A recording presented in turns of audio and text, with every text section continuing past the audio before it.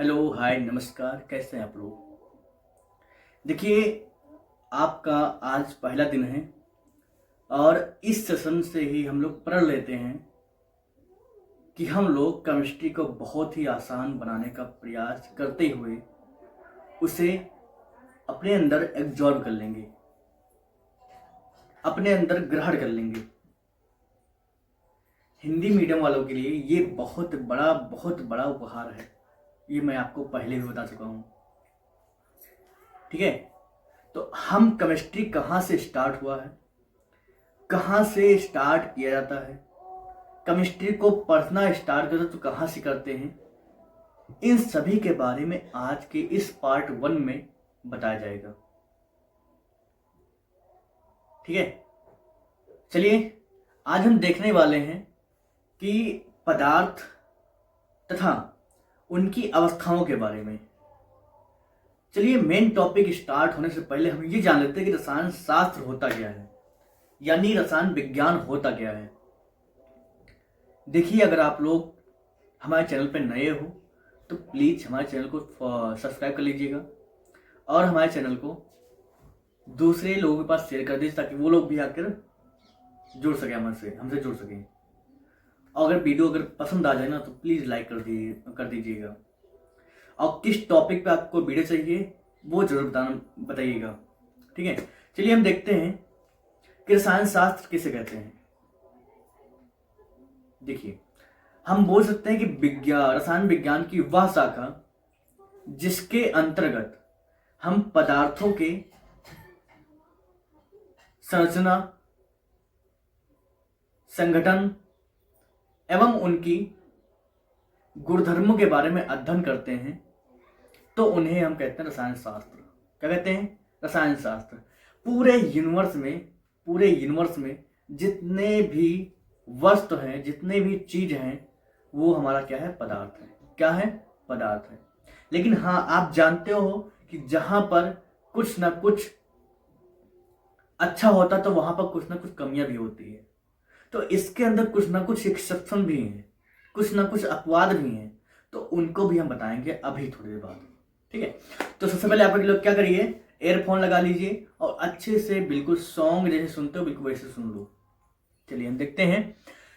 पहली बात करते हैं रसायन शास्त्र किसे कहते हैं। तो विज्ञान की वह शाखा जिसके अंतर्गत हम पदार्थों का संरचना, संगठन एवं गुणधर्मों का अध्ययन करते हैं, उन्हें हम रसायन शास्त्र कहते हैं। चलिए इसमें जो गुणधर्म क्या बता दें वो भाई आप देख सकते हो। गुणधर्म क्या है? अगर किसी वस्तु की खासियत बताई जाए ना तो वह उसका गुणधर्म बताया जा रहा है। जिस मोबाइल से वीडियो रिकॉर्ड किया जा रहा है वो मोबाइल कैसा है? वो मोबाइल हमारा है ब्लैक कलर का, तो उसका गुणधर्म हुआ। वो किस आकार का है? किस आकार का है? एक आयताकार का है, तो वो क्या है? गुणधर्म है। ये पेन हमारे पास रखा हुआ है, पेन किसका है? पेन लोहे का है, या बोल सकते हैं स्टील का है। ठीक है, तो क्या हुआ? इसका गुणधर्म हुआ। इसके अंदर क्या है? इंक है, वह उसका गुणधर्म बताया जा रहा है। किस कलर का है? व्हाइट, इसका गुणधर्म है। ठीक है, तो ऐसे चीजों का जिसकी खासियत बताएं तो उसका गुणधर्म होता है। चलिए अब देखते हैं कि इसके जनक कौन है, किसके रसायन शास्त्र के जनक कौन है, इसके बारे में जानते हैं। तो ध्यान दो आप लोग, रसायन शास्त्र के जनक 18वीं शताब्दी के फ्रांसीसी वैज्ञानिक एंटोनी लेवोजियर है। क्या है? लेवोजियर है। इनको ही आधुनिक रसायन शास्त्र के जनक कहा जाता है। फिर सुनो एक बार, किसको कहा जाता है? एंटोनी लेवोजियर को। किसको? एंटोनी लेवोजियर को। ठीक है, एंटोनी लेवोजियर को। अगर तुमसे कोई क्वेश्चन करे कि रसायन शास्त्र के जनक कौन है तो तुम क्या बताओगे? एंटोनी लेवोजियर बोलोगे।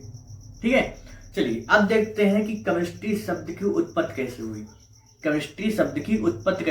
बार बार मैं दोहरा के बताता हूं, केमिस्ट्री शब्द की उत्पत्ति कैसे हुई या केमिस्ट्री शब्द कहां से बना। तो ध्यान दीजिए कि केमिस्ट्री शब्द मिस्र के प्राचीन शब्द कीमिया से ले गया है। अच्छा ठीक है, जिसका कीमिया होता है ना, कीमिया का अर्थ होता है काला रंग, या फिर हम यूं मान लें वहां की जो मिस्र है ना, वहां की जो काली मिट्टी है उससे रिलेटेड कंटेंट है, बोल सकते हैं। ठीक है, तो केमिस्ट्री शब्द मिस्र के प्राचीन शब्द कीमिया से लिया गया है, जिसका अर्थ काला रंग होता है। चलिए ये कंप्लीट। अब बात करते हैं हम पदार्थ की। पदार्थ क्या होता है? देखो आप सभी को मालूम होगा, क्लास 9th में आपने पढ़ा होगा कि पदार्थ किसे कहते हैं, मैटर किसे कहते हैं। आप कह सकते हो कि हर वह वस्तु जिसके अंदर द्रव्यमान हो, या फिर जो स्थान को एब्जॉर्ब करती हो, स्थान को घेरती हो, वह वस्तु पदार्थ होता है। फॉर एग्जाम्पल हम पेन ले लें। ये पेन क्या करता है, अगर इसको कहीं भी रखते हैं, हाथ पे रख दिया, तो हाथ में कुछ स्थान को क्या करेगा, घेर लेगा। इसमें कुछ भार भी है, कुछ ना कुछ भार है, कुछ ना कुछ द्रव्यमान है, इसलिए क्या होगा, ये क्या है, पदार्थ हम मान लेंगे। ठीक है, हमारे पास एक कवर है, इस कवर का भी एक आकार है, इसके अंदर भी कुछ द्रव्यमान है, इसको भी कहीं रख दोगे तो स्थान घेर लेगा, इसलिए यह भी क्या है, क्या है, पदार्थ मान सकते हैं। हमारे पास कॉपी है, ये कॉपी क्या है, पदार्थ है। क्यों है? क्योंकि इसको कहीं रखोगे तो स्थान घेरेगा, इसके ऊपर क्या है, इसके अंदर क्या है, द्रव्यमान है, ठीक है, भार है, वजन है, इसलिए यह कॉपी क्या है, पदार्थ है। ठीक है, चलिए तो पदार्थ क्या नहीं है इसके बारे में जान लेते हैं, क्योंकि क्वेश्चन बन सकता है कि ऐसी चीज का नाम बताओ जो पदार्थ ना हो। तो आप एग्जांपल में दे सकते हो, हमारी भावनाएं, सूर्य का प्रकाश, ये सब पदार्थ नहीं होती है। क्यों नहीं होता है? क्योंकि इनमें ना तो भार होता है, ना तो ये कहीं भी किसी भी वस्तु को घेरते हैं। आप ये बता सकते हो। तो इन पदार्थों का एक्सेप्शन जो होगा ना, यही तो होगा।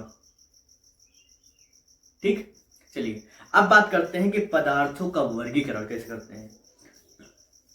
पदार्थों का वर्गीकरण, हाँ बिल्कुल, ध्वनि भी होती है, ध्वनि भी आपका पदार्थ नहीं है, क्योंकि ध्वनि जब निकलती है ना तो उसका कोई द्रव्यमान नहीं होता है, और जब इसका द्रव्यमान नहीं होगा तो पदार्थ होगा नहीं, और ना तो हमारी ध्वनि जो होती है वो ना तो कोई वस्तु स्थान घेरता है, तो इसलिए क्या है, पदार्थ नहीं होता है। ठीक, चलिए अब देखते हैं इसका वर्गीकरण की बात करते हैं। ठीक है, वर्गीकरण, ओके। देखो पदार्थ को हम दो आधारों पे पढ़ते हैं। किसके कितने आधारों पे? दो आधारों पे। एक हम बोल सकते हैं भौतिक आधार, एक बोल सकते हैं रासायनिक आधार। मेरी बात ध्यान दो, भौतिक आधार को हम 3 भागों में पढ़ते हैं, लेकिन होता 5 भाग है।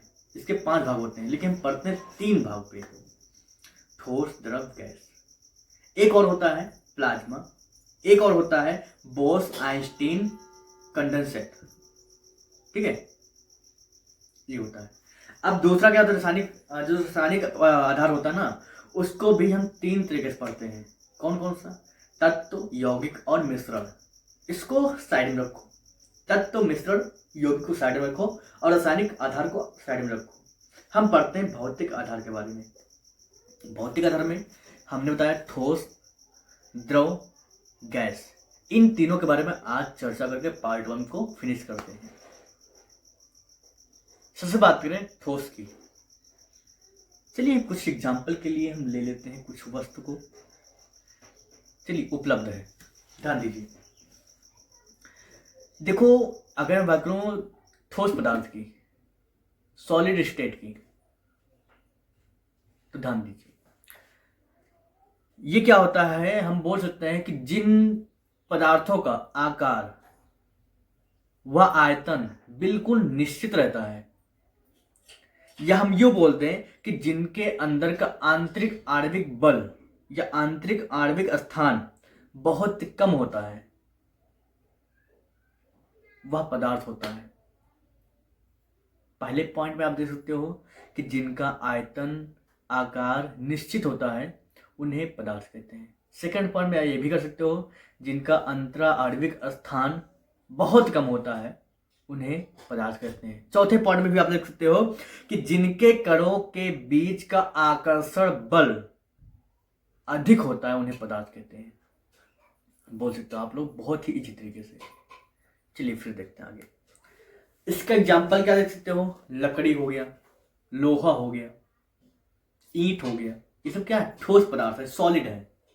फॉर एग्जाम्पल हम देखते हैं पेन को।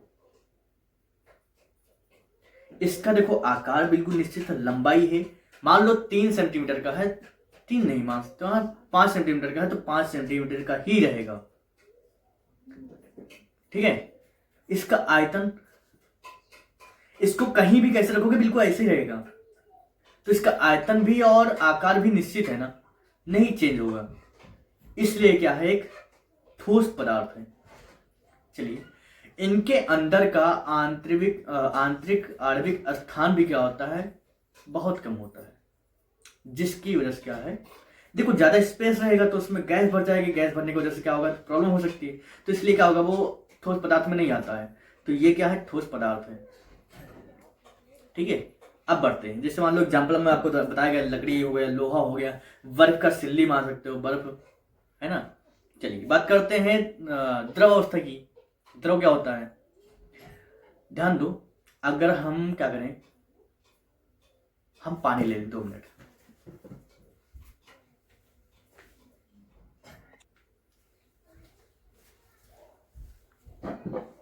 चलिए पानी को हमने ले आया, देखते हैं हम, सुनिए बात करते हैं द्रव की।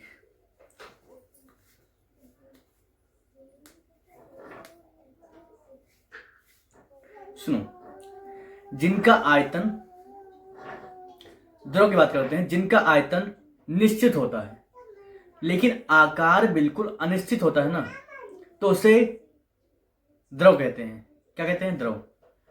एग्जाम्पल के लिए हमने आपके लिए, आपके सामने कुछ लेकर आया हूं, ट्यूब है, बीकर है, आपको बताएंगे, समझाएंगे बहुत अच्छे से। देखिए मैं बात करता हूं द्रव की, तो द्रव में क्या होता है, इसका आयतन तो निश्चित होता है लेकिन आकार निश्चित नहीं होता है। मान लीजिए हमारे पास कितना पानी है, देख रहे हैं, मान लो हम ले रहे हैं 100 ml, थोड़ा 100 ml से ज्यादा है, तो देखते हैं कितना होता है। चलिए 200 ml पानी ले लिया। आप देख सकते हैं हमने ले लिया 200 ml पानी, कितना ले लिया, 200 ml हमने पानी ले लिया, 200 ml, ठीक है। तो इसका मैंने आयतन जो है ना निश्चित कर लिया, मैंने इसका आयतन क्या किया, निश्चित कर लिया। अब इस जल को चाहे इसके अंदर डालो,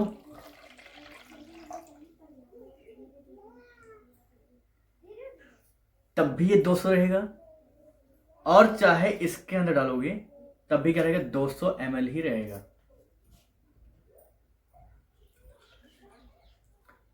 देखो ज्यादा हो जाएगा इसलिए थोड़ा कम डालते हैं, मतलब आयतन क्या होगा, आयतन आपका निश्चित रहेगा लेकिन जो इसका आकार है ना, आकार है वो चेंज होता रहेगा। यहां जिस पात्र में जाएगा वह उसके आकार का हो जाएगा, इस पात्र में गया, इस पात्र के आकार का हो गया, और इस पात्र में गया तो इस पात्र के आकार का हो गया, लेकिन इसका जो क्वांटिटी है, इसकी जो मात्रा है वह सेम ही है, 200 लीटर ही, 200 ml ही है, ठीक है। अब देखिए एग्जाम्पल के लिए आप ले सकते हो, जैसे मान लो जल हो गया, दूध हो गया, है ना, ये सब क्या हो गया, आपका द्रव है।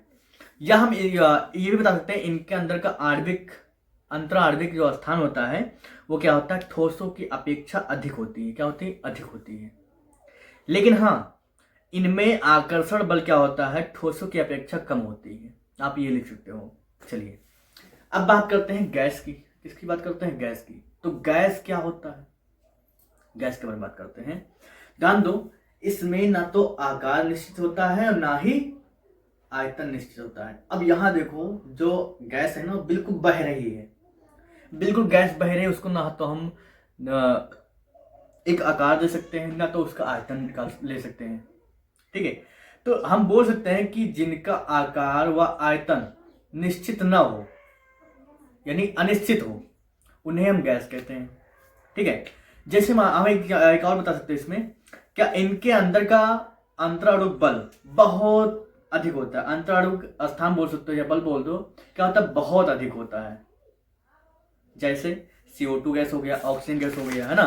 तो ये सब क्या है, ये सब क्या है, गैस है। चलिए अब बात करते हैं इन तीनों अवस्थाओं की तुलना करते हैं कि इनमें घनत्व किसका सबसे ज्यादा है, किसका सबसे कम है, किसका बीच में है ना घनत्व, या फिर इसका आंतराणविक बल जो है वो किसका सबसे अधिक है, किसका सबसे कम है, इसके बारे में बात करते हैं। इन तीनों अवस्थाओं की तुलना करते हैं, बात करते हैं। तो अगर हम बात करें किसकी, घनत्व की, तो आप देख सकते हो घनत्व जो होता है सबसे ज्यादा ठोस में होता है। क्या उसमें होता है, सबसे ज्यादा ठोस में होता है। उससे कम द्रव में होता है घनत्व, उससे कम क्या होता है, गैस में होता है। मान सकते हो ना, ठीक है, मान सकते हो। अब बात करें आंतरा आणविक बल की, तो आंतरा आणविक बल सबसे ज्यादा ठोस में होता है, उससे कम गैस में होता है, नहीं उससे कम द्रव में होता है, उससे कम गैस में होता है। सबसे ज्यादा ठोस में होता है आंतरा आणविक बल, उससे कम होता है द्रव में, और उससे कम होता है गैस में। ये बात हो गई उसकी, किसकी, आंतरा आणविक बल की। चलिए अब देखते हैं कि आंतरा आणविक स्थान किसमें ज्यादा होता है, किसमें कम होता है। तो आपके जानकारी के लिए बता दूं, आंतरा आणविक बल जो होता है सबसे ज्यादा गैस में होता है, उससे कम द्रव में, उससे कम ठोस में होता है। चलिए अब देखते हैं विसरण। विसरण मतलब होता है फैलने की क्षमता, किसके अंदर फैलने की क्षमता ज्यादा है, किसके अंदर फैलने की क्षमता कम है। तो बात करें गैस की, तो गैस में क्या होता है, फैलने की क्षमता बहुत ज्यादा होती है, इसको जहां खोल दोगे वो तुरंत ही फुर से फैल जाएगा। तो सबसे ज्यादा तो हो गया गैस में फैलने की क्षमता, उससे कम ठोस में हो गया, और उससे कम किस में, नहीं उससे कम द्रव में होगा, उससे कम ठोस में हो गया। सबसे ज्यादा विसरण आपका गैस में होता है, उससे कम आपका द्रव में होता है, उससे कम आपका ठोस में होता है। ठीक है, अब बात करते हैं काइनेटिक ऊर्जा की, यानी बोले तो गतिज ऊर्जा की। किसमें गतिज ऊर्जा ज्यादा रहती है, किसमें गतिज ऊर्जा कम रहती है। तो गैस में जो होता है गतिज ऊर्जा बहुत ज्यादा होती है, ठीक है, और द्रव में उससे कम, और ठोस में उससे कम होती है। ठीक है, अब बात करते हैं चौथा अवस्था की। वो अवस्था है आपका प्लाज्मा। प्लाज्मा क्या होता है, देखो इसका आयतन, इसका कोई भी निश्चित आयतन व आकार नहीं होता है, या बोल दें इसका आयतन व आकार निश्चित नहीं होता है। हम बोल सकते हैं कि, हम कह सकते हैं कि गैसों की आयनीकृत के कारण इसका निर्माण होता है। किस कारण, गैसों की आयनीकृत के द्वारा। अब ये क्या है, या फिर हम इसको ये भी कह सकते हैं, क्या कह सकते हैं कि ये गैस का ही आयनीकृत अवस्था है, हम बोल सकते हैं, ये भी कह सकते हो। चलिए, यानी जब हम बोल सकते हैं ये क्या होता है पहले जान लो, जब हम गैस को बहुत ज्यादा टेम्परेचर पर गर्म करते हैं तो गैस अपने आयनों में टूट जाता है। किसमें होता है, अपने आयनों में टूट जाता है, तो इसीलिए उसे बोलते हैं गैस का आयनीकृत अवस्था बोलते हैं। अपने आयनों इलेक्ट्रॉनों में टूट जाता है गैस, जब गैस को बहुत ज्यादा गर्म करो ना तो टूट जाता है, तो इसीलिए उसे बोलते हैं आयनीकृत अवस्था। ठीक है, तो एग्जाम्पल के लिए अगर बताएं ना, एग्जाम्पल के लिए, तो ये आपका होगा ज्वालामुखी का लावा। ज्वाला का मुखी का लावा जो होता है प्लाज्मा होता है, प्लाज्मा अवस्था। ये बहुत गर्म अवस्था होती है, क्या होती है, बहुत ही गर्म अवस्था होती है। ठीक है, चलिए अब बात करते हैं बोस आइंस्टीन कंडेंसेट की। किसकी, बोस आइंस्टीन कंडेंसेट की। तो आपकी जानकारी के लिए बता दूं कि सन 1920 ईस्वी में भारतीय वैज्ञानिक सत्येंद्र नाथ बोस और अल्बर्ट आइंस्टीन ने इसकी भविष्यवाणी की थी। देखो इससे पहले जो हमने पढ़ा था, क्या पढ़ा था, ज्वाला नहीं प्लाज्मा, प्लाज्मा अवस्था, उसका अपोजिट ये रहेगा। वहां पर क्या था, वो अवस्था जो थी बहुत गर्म था, लेकिन ये अवस्था जो होगी बहुत ही ठंडक होगी। ठीक है। इन्होंने क्या बताया कि जब किसी गैस को परम शून्य ताप पर यानी -273 केल्विन ताप पर ताप तक ठंडा करते हैं ना, ठंडा किया जाता है, तो परमाणुओं के इलेक्ट्रॉन क्या होते हैं, मुक्त ऊर्जा उत्पन्न करती है, या मुक्त ऊर्जा जो उत्पन्न होता है वो समाप्त हो जाती है, इसे बोल सकते हो। जब हम गैस को परम शून्य ताप पर ठंडा करते हैं, परम शून्य ताप पर ठंडा करते हैं, तो इनमें जो इन परमाणुओं में जो इलेक्ट्रॉन मुक्त होता है, वो इलेक्ट्रॉनों को या ऊर्जा जो मुक्त होता है वो ऊर्जा समाप्त हो जाती है। इसीलिए इसे बोलते हैं बोस-आइंस्टीन कंडेंसेट। इसे हम BEC के नाम से भी जानते हैं। तो आज का पार्ट यहीं पर समाप्त हुआ, और कल हम लेकर आएंगे आपको पदार्थों में होने वाले परिवर्तन की, जैसे भौतिक परिवर्तन, रासायनिक परिवर्तन, ऐसे बहुत सारे इंपॉर्टेंट एंड महत्वपूर्ण दोनों एक शब्द हैं जो आपके लिए बहुत ज्यादा उपयोगी होगा। तो बने रहिएगा, देखते हैं अगले वीडियो में। यहाँ तक के लिए बहुत बहुत धन्यवाद। जय हिंद, जय भारत।